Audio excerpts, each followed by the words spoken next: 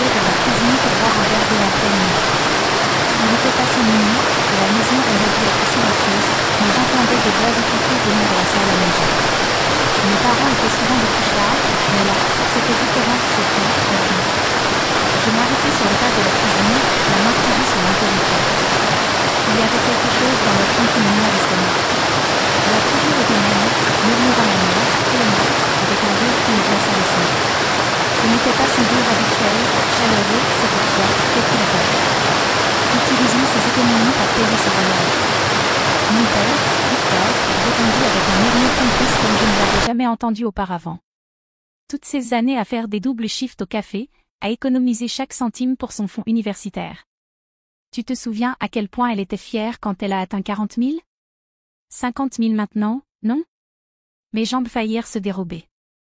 Il parlait de moi. De mon argent. Elle ne s'en rendra même pas compte avant qu'il ne soit trop tard, continua Elena, sa voix prenant ce ton tranchant qu'elle réservait d'habitude aux démarcheurs téléphoniques. Nous serons déjà en train de siroter du champagne en Méditerranée. Puis j'entendis la voix de ma sœur Elena, et la trahison me transperça encore plus profondément.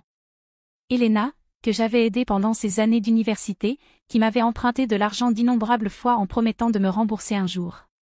Demain, c'est le grand jour, dit-elle, et je pouvais presque entendre son sourire. J'ai hâte de voir sa tête quand elle découvrira que son précieux petit fonds a disparu. Victor rit, il rit vraiment, à l'idée de ma détresse. Quand elle s'en rendra compte, on sera déjà loin.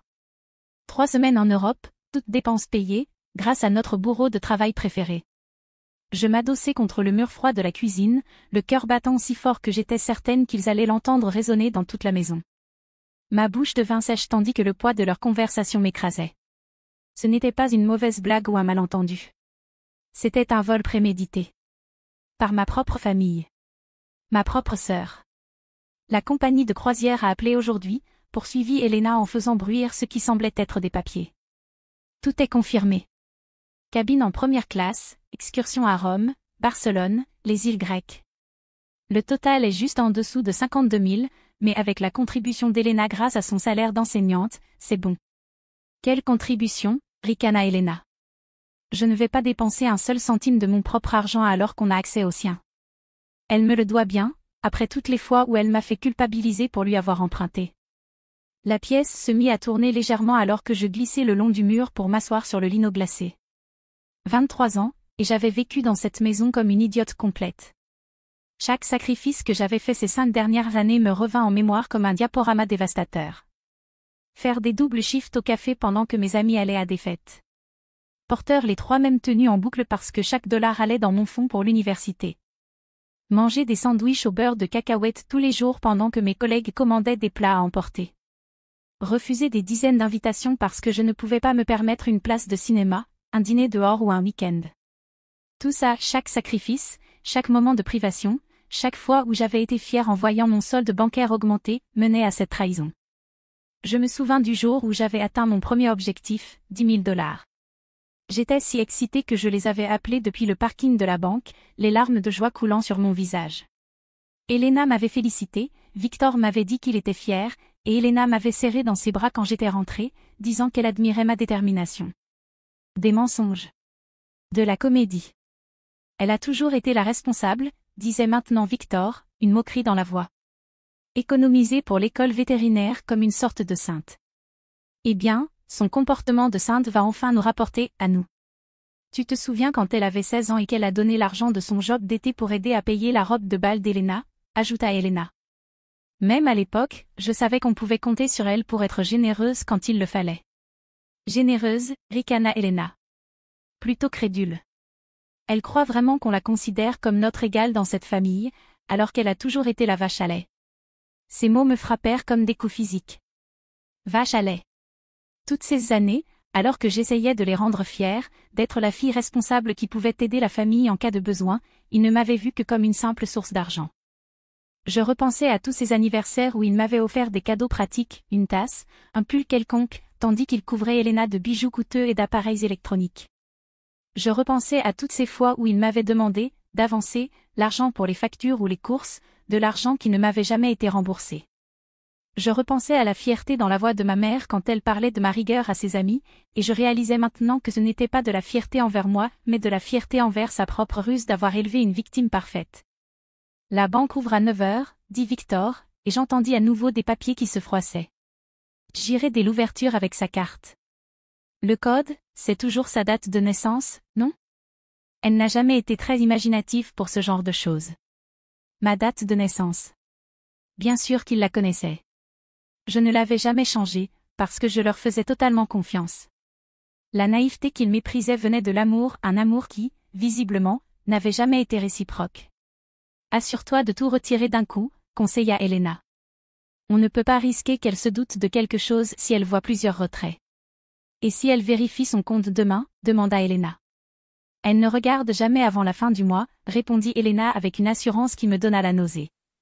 Elle est très stricte là-dessus. Chaque 30 du mois, elle imprime son relevé et le classe soigneusement, comme une comptable. On a au moins une semaine avant qu'elle s'en rende compte. Il connaissait mes habitudes. Il m'avait observé, étudié, appris mes rythmes, attendant le moment parfait pour frapper. Ce n'était pas un crime opportuniste, c'était un braquage soigneusement préparé, et j'étais la cible. Assise sur le sol de la cuisine, quelque chose de fondamental se brisa en moi. La fille naïve sur laquelle il comptait était en train de se fissurer, et des morceaux émergeaient quelqu'un de nouveau. Quelqu'un qui ne se laisserait plus utiliser. Quelqu'un qui ne ferait plus confiance aveuglément. Quelqu'un qui avait compris que la famille ne se définissait pas par le sang, mais par l'amour et le respect partagé. Et j'allais leur montrer exactement ce qu'ils venaient de perdre. Je remontai discrètement dans ma chambre, l'esprit plus alerte que jamais. Ils pensaient que demain serait leur grand jour? Ils avaient tout à fait raison là-dessus. Mais pas de la façon dont ils l'imaginaient.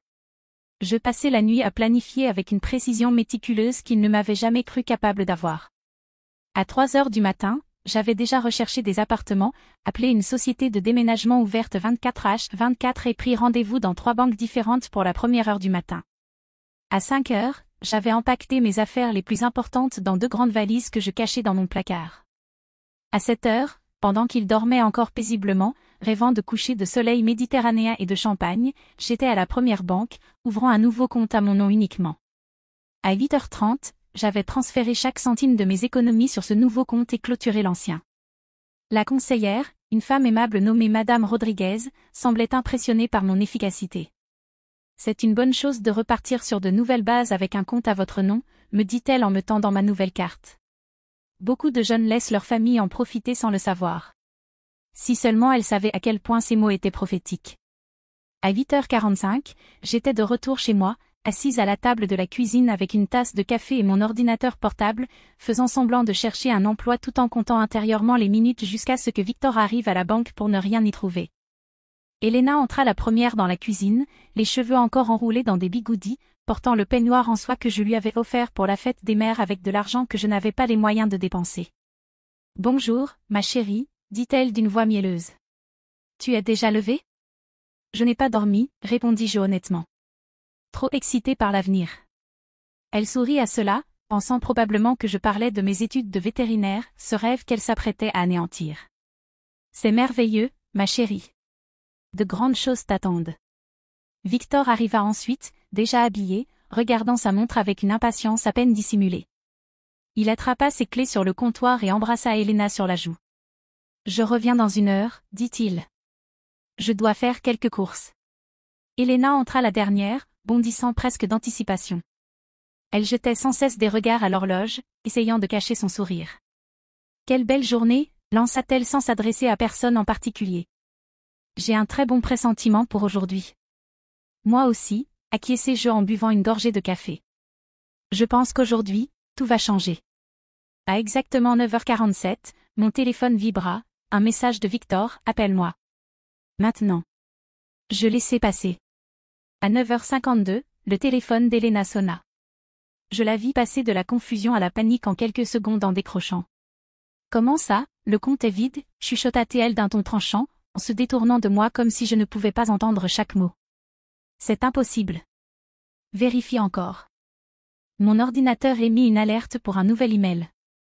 La société de déménagement confirmait qu'elle arriverait à midi pour récupérer mes affaires dans mon nouvel appartement, de l'autre côté de la ville, un appartement pour lequel j'avais versé un acompte grâce à ma carte de crédit d'urgence. À 10h15, Elena fit irruption dans la cuisine, le visage rouge de panique et de rage. « Où est-il » exigea-t-elle, son masque ayant complètement glissé. « Où est tout l'argent » Je levai les yeux de mon ordinateur, réellement curieuse. « Quel argent » Ne fais pas l'idiote, hurla-t-elle. Ton compte épargne. Il est vide. Ah, cet argent-là, répondis-je calmement en refermant mon ordinateur. Je l'ai transféré vers une autre banque ce matin. Les taux d'intérêt y sont bien meilleurs. Elena apparut derrière Elena, le visage blême, les mains tremblantes. Tu l'as transféré ? Pourquoi tu aurais fait ça ? Je me levai lentement, savourant l'instant. Eh bien, j'ai fait un rêve très étrange la nuit dernière. J'ai rêvé que des gens en qui j'avais confiance prévoyaient de me voler. C'est bizarre, non ? Ça semblait tellement réel. La voiture de Victor hurla dans l'allée, et quelques secondes plus tard, il entra dans la maison comme un fou. L'argent a disparu, cria-t-il. Jusqu'au dernier centime. Je sais, répondis-je paisiblement. C'est moi qui l'ai déplacé. Ils me regardèrent comme si j'avais deux têtes. Dans leur esprit, j'étais encore la petite fille naïve qui ne soupçonnerait jamais sa famille bien-aimée de trahison. La dissonance cognitive était presque comique. Tu ne peux pas juste déplacer de l'argent qui appartient à la famille, balbutia Elena, son masque maternel complètement effondré. En fait, si, je peux, répliquai-je en sortant mon téléphone. Puisque c'était mon argent, gagné par mon travail, économisé grâce à mes sacrifices. Mais je suis curieuse, pourquoi aviez-vous besoin de 50 000 $? Le visage d'Elena vira au cramoisi. Ce n'est pas la question. Tu aurais dû nous consulter d'abord. Me consulter à propos de mon propre argent, demandai-je, réellement fasciné par leur logique. C'est intéressant. Je devrais aussi vous consulter pour mes choix de carrière ? Mes relations ? L'endroit où je vis ? Ne sois pas ridicule, s'agaça Victor. C'est différent. Tu as raison, acquiesçai-je. C'est très différent. Parce qu'à partir d'aujourd'hui, je ne vivrai plus ici.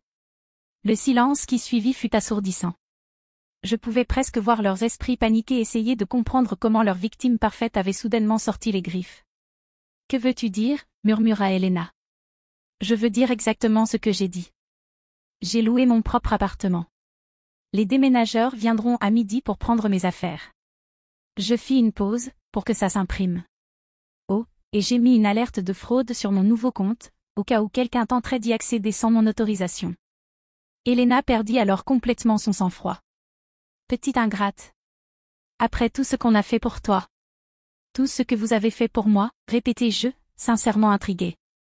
Comme quoi, exactement ? M'avoir élevée de manière à ce que je sois suffisamment confiante pour ne jamais soupçonner ma propre famille de vouloir me voler ? M'avoir appris que « famille » signifie être toujours disponible pour se faire exploiter ? On t'a élevé, cria Victor. On t'a nourri, habillé, offert un toit. Oui, répondis-je. Vous avez fait le strict minimum exigé par la loi pour garder un enfant en vie. Félicitations. Vous voulez une médaille ? Elena tenta une autre approche, sa voix reprenant cette douceur manipulatrice que je reconnaissais désormais pour ce qu'elle était. Ma chérie, je pense que c'est un malentendu. Jamais on ne. Je vous ai entendu, l'interrompis-je doucement. La nuit dernière. Tout. La croisière, la Méditerranée, vos plans pour voler mon fonds d'études pendant que je dormais. J'ai entendu Elena m'appeler « vache à lait ». Je vous ai entendu rire de ma naïveté. Je vous ai entendu planifier de détruire mes rêves juste pour que vous puissiez partir en vacances. La couleur quitta les visages des trois. Tu espionnais, balbutia Elena. Je prenais de l'eau, répondis-je. Mais je suis contente d'avoir surpris votre conversation. Ça m'a évité des années à me demander pourquoi je ne me sentais jamais vraiment aimée dans cette maison. Maintenant je sais. Ce n'est pas parce que j'étais une fille ou une sœur pour vous. J'étais un investissement. Un compte épargne sur pattes. À midi pile, le camion de déménagement arriva. Depuis la fenêtre de ma chambre, je les observais, debout dans l'allée, perdus et désespérés. Les déménageurs étaient efficaces et professionnels, et en 2 heures, ma vie était emballée. En me dirigeant vers ma voiture, Elena tenta une dernière fois. « S'il te plaît, ma chérie. Parlons-en. La famille, c'est pour la vie. Je me retournai une dernière fois pour les regarder tous les trois. Tu as raison. La famille, c'est pour la vie. C'est pour ça que cette trahison fait si mal. Mais la famille, c'est aussi de l'amour, du respect, et mettre les besoins des autres au premier plan. Et vous avez échoué sur toute la ligne. Où vas-tu aller? Demanda Victor. Et pour la première fois, j'entendis dans sa voix quelque chose qui ressemblait à de la véritable inquiétude. Là où on me voit comme une personne, pas comme un portefeuille, répondis-je. Là où on m'apprécie pour ce que je suis, pas pour ce que je peux donner. 6 mois plus tard, je m'étais installé pour mon premier semestre à l'école vétérinaire. L'appartement était petit, mais c'était le mien. Mon compte bancaire se portait bien à nouveau, grâce à un travail dans une clinique vétérinaire où on valorisait ma rigueur pour les bonnes raisons. J'avais de vrais amis, des gens qui m'invitaient parce qu'ils appréciaient ma compagnie, pas parce qu'ils attendaient que je paie tout. Sur un coup de tête, je décidai d'envoyer une photo à mon ancienne famille. On m'y voyait en blouse blanche, debout devant le bâtiment principal de l'école vétérinaire, entouré de camarades qui étaient devenus de vrais amis. Le message qui l'accompagnait était simple. Merci de m'avoir appris que parfois, les plus grandes trahisons mènent aux plus grandes libertés. PS, j'espère que la croisière était aussi merveilleuse que dans vos rêves. Ah non, attendez. Je n'eus jamais de réponse. Et pour la première fois de ma vie, ce silence était le plus beau son du monde. Ils avaient eu raison sur une chose, c'était un grand jour. Le jour où j'ai cessé d'être naïve. Le jour où j'ai compris que le sang ne fait pas la famille, l'amour le fait. Le jour où je me suis choisie, moi, au lieu de ceux qui me voyaient comme un simple outil. C'était le jour où je suis enfin rentrée chez moi en moi-même.